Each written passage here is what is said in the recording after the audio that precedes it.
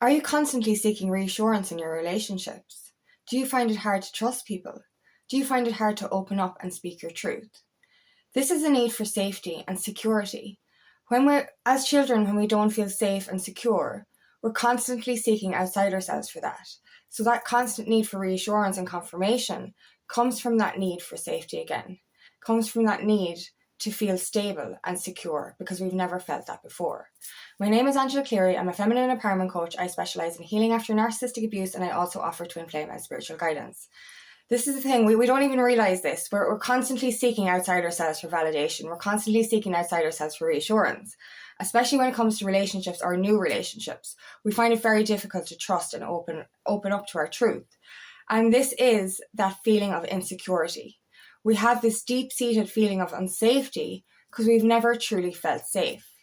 This is due to our childhood especially, and also past relationships. So our inner child, and no matter, I've said this before, you don't have to have had a turbulent childhood or a traumatic childhood to have inner child wounding.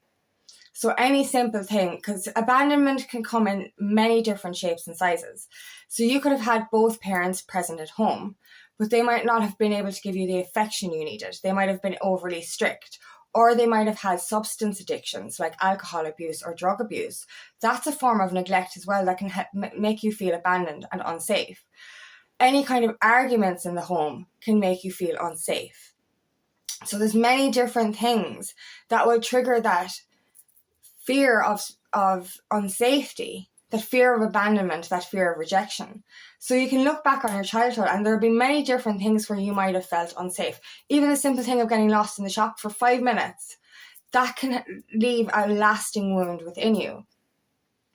Any of these little things, being reprimanded as a child for crying or being ignored when you were crying, that's another reason why we feel unsafe.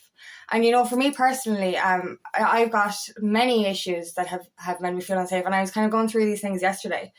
So my childhood, my mother left when we were 2, but before that, there was a lot of things that happened that any child shouldn't have gone through, and that feeling of being unheard when I was crying, feeling unheard when I was hungry.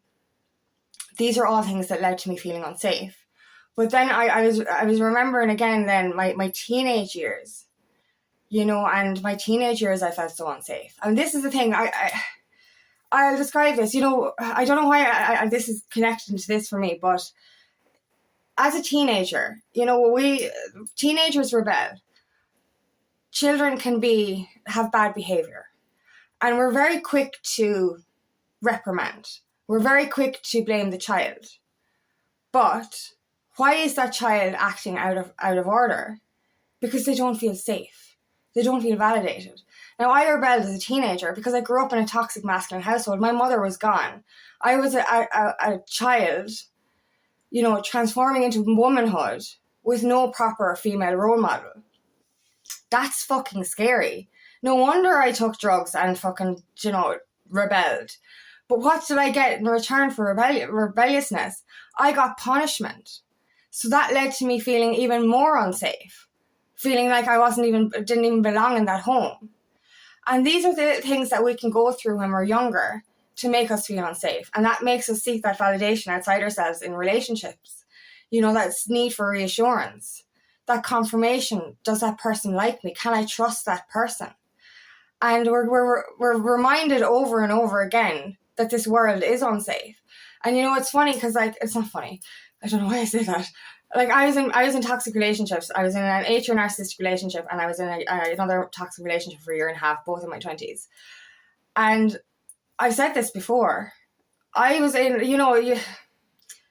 we're told anyway, we need a man for protection and safety. And we don't need a man for protection and safety. We're fucking more safe on our own, and that's a fucking fact. Anyway, sorry.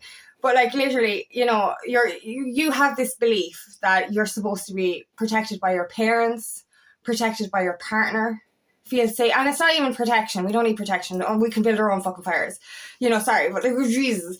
Anyway, we can. And it's that feeling of safety. And that's another thing. I grew up in a toxic masculine household. I lived a toxic masculine lifestyle for most of my life. because I didn't feel safe. And that's it. A woman can't feel safe to be feminine. That's because she doesn't feel safe. You know, we adopt the masculine energy because we don't feel safe in this world. You know, whatever it is, we actually end up being the opposite of safe. And I lived very masculine in my energy as a form of protection. And even in those two relationships, I still remained in my masculine energy because I didn't feel safe.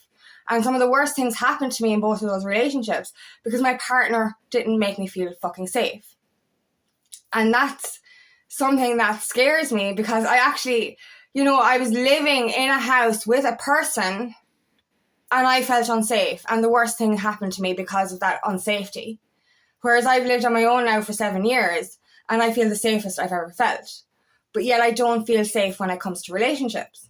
You know, and like even in friendships, it's only in the last year that like a good friend of mine, I met her a year ago, like, you know, that she actually, she helped me to trust again.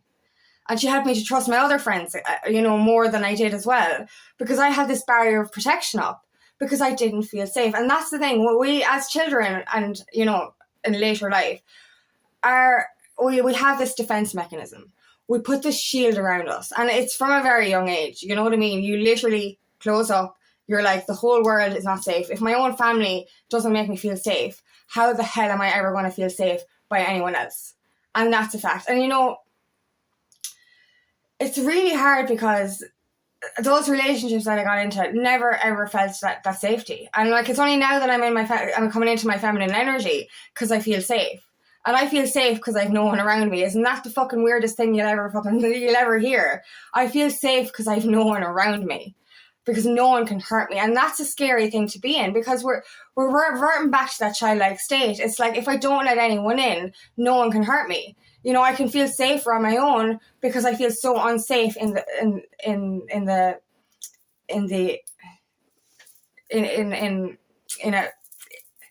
company with others. Jeez, I don't know what for the English it's gone for me, but literally it's just that feeling of fear, that feeling of insecurity, and that's where anxiety comes from as well. We have this kind of, when it comes to anxiety attacks or panic attacks, it's that feeling of unsafety. It's that childlike state coming back in, thinking that the whole world is going to crumble around you and that there's nothing ever going to help you. And, you know, I think that was, you know, we always feel like if we have a support system, you know, we are safer. But sometimes that support system crumbles because those people aren't ready to meet us where we're at. You know, so it is very important to start to feel safe in yourself, because this is the thing, where we're seeking outside ourselves for safety and we're seeking for it from the wrong people. These people are not going to keep us safe because they don't know how to love us. They don't know how to protect us because they don't know how to protect themselves. And that's where it comes back down to.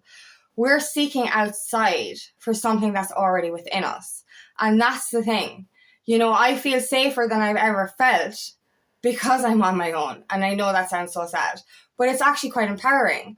You know, we have to get to that empowered state alone, feel safe in our own skin on our own, and not need another person to validate that, to bring that safety in. Because we're always going to be looking for it in the wrong places. Like, you know, when I was unhealed, I attracted narcissistic relationships. And that was my inner child screaming out for love, validation, and protection. And so she latched on to the nearest thing. And in doing that, she also attracted, because I had this image of the whole world being unsafe, I attracted unsafety. I attracted instability. And I think that's why when we do meet other people as we do heal, we're constantly seeking that reassurance. We're like, what do you want from this? And it's not a bad thing to ask, like, what do you want from this? Like, you know, because we're careful. We're like, I'm not going to let you into my life if you're going to make me feel unsafe again. And that's what it is. We end up attracting somebody into our life, and that brings the unsafety. And we've been healing to gain that safety and security within ourselves. And it can be so easily taken away by the wrong people. So come back to that and ask yourself, can you be safe on your own? Because feeling that reassurance alone is what's so important. You know, that fear of abandonment, that fear of rejection. It's so funny, actually. It's not funny. Like, my biggest wound is my abandonment wound. And like, literally on the spiritual journey, we end up having to walk away from a lot of people, situations. And obviously, even if we willingly leave a situation, the abandonment wound is re-triggered. So my biggest fear, obviously, was to be alone. And that happened. And yet now I feel more safe and more empowered because I am. Because I overcame the wound because it happened big time. So this is where we have to come back to ourselves.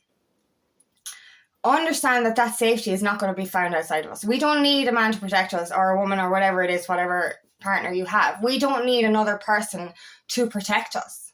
We need to protect ourselves. And that starts by protecting your own inner child. Your inner child is still in there. And this is the reason we behave in certain ways. The reason we seek that validation from other people. The reason we need that reassurance. It's because our wounded inner child is still screaming out for that love and validation. But when we're screaming for it desperately outside of ourselves, we end up attracting the wrong people. We end up attracting people who cannot protect us anyway. Because if we can't protect, it's the same thing. If you can't love yourself, how do you expect somebody else to love you? If you can't protect yourself, why do you expect somebody else to protect you? And that's the thing with the Will Smith quote as well. You shouldn't expect another person. I'm not going to be saying this word for word, but like, you know, you can't expect another person to make you happy. You have to be happy on your own. They have to be happy on their own. And then you come together in mutual happiness and share that happiness. Expecting another person to make you happy is actually selfish if you cannot do it yourself. And that's the thing. If you can't do these things for yourself, reassure these things within yourself, you're expecting it in the wrong, you end up attracting it in the wrong places, or attracting the exact thing you don't want. You know, if we're constantly going around in a state of fear of what we don't want, we're going to attract the thing we don't want. And that's it. That's why we attracted narcissistic relationships. That's why we attracted abuse. That's why we attracted more reasons to feel unsafe. So we start from going within. We start from making our inner child feel safe. How do we do that? We reparent our inner child. And this is one of my favorite healing modalities. And it's one of the ones that we really have to concentrate on. You know, no matter what you're doing in your life, you know, you could have, you might have confidence in relationships, but you might have things that set you back in your work or your life purpose. Those feelings of imposter syndrome, that feeling of not being good enough. This is all connected to your inner child wound. And the only way that you can move forward in life is by healing that wound, loving them and loving yourself. So that starts from seeing your inner child, asking them what they need, and asking them why they feel unsafe. And what can you do to make them feel safe? Take on the role of their parent and be that safety net that they never had. In being that safety net for them, you end up being that safety net for yourself. You end up loving them, and then you end up loving yourself. Then you're not seeking desperately outside yourself for something that's not even there at times. You know, and don't get me wrong, there are people that are trustworthy. There are people that you will feel safe around. And thankfully I have that now. You know, I've got great friendships, and I'm you know, getting to know people in my community now. You know, and I feel supported again. But in other aspects of my life, I don't. I feel unsafe, and I'm looking for that reassurance all the time. You know, in my twin flame dynamic, that's making me feel insecure and unsafe again. And what does that mean? That means I have to come back to myself and make myself feel safe and secure again, because my twin cannot do that for me. I have to do it for myself. You know, so that's where it keeps coming back to my inner child. What I can do for her, what I can do for myself. How can I feel safe and secure in this world if I'm expecting somebody else to make me do that for me? When we seek outside, we're never going to find it. Everything we need is within ourselves. So everything that we can do can come from within. So starting by reparenting, loving, nurturing, and, you know, protecting your inner self, your inner child, is the only way forward, because we're constantly going to feel that unsafety. You know what I mean? And it's when we, as I said, when we seek outside of ourselves desperately, we end up attracting the wrong kind of people, or we end up attracting those feelings of unsafety again. When we're constantly needing that reassurance, when we're constantly needing that validation, constantly needing to know, what's going on here. That's that feeling of insecurity again, that instability. So it all comes back down to you. What can you do to make yourself feel safe? And as I said, I've been alone for 7 years, and living alone, I feel more safe than I did living with my ex-partners. Now that's scary. Do you know what I mean? Because the worst things happened to me when I was living in those houses. Do you know? And it's like, how could that be? And that's why I was in my masculine energy for my whole life, is because I felt so unsafe. I actually feel so... I feel so feminine now. I'm empowering my feminine side because I actually feel safe again in this world. I have great friends and I have a great support group again that makes me feel safe. But most importantly, I make myself feel safe. I make my inner child feel safe. So if you ask yourself that, if you're constantly seeking confirmation from others, that validation from others, that reassurance from others, that is because you didn't feel safe as a child, or you didn't feel safe in past relationships. And that's why we need it, or why we think we need it. But it all comes back to you, and it all starts from within. So start by reparenting yourself, by loving yourself, and making sure that you can make yourself feel safe. So thank you so much for listening today, and I really hope this resonates. If it does, please like and share, and please subscribe to my channel so I can reach as many people as possible. And if you'd like help on your journey, please book me for a discovery call today, and I'd love nothing more than to help on your path.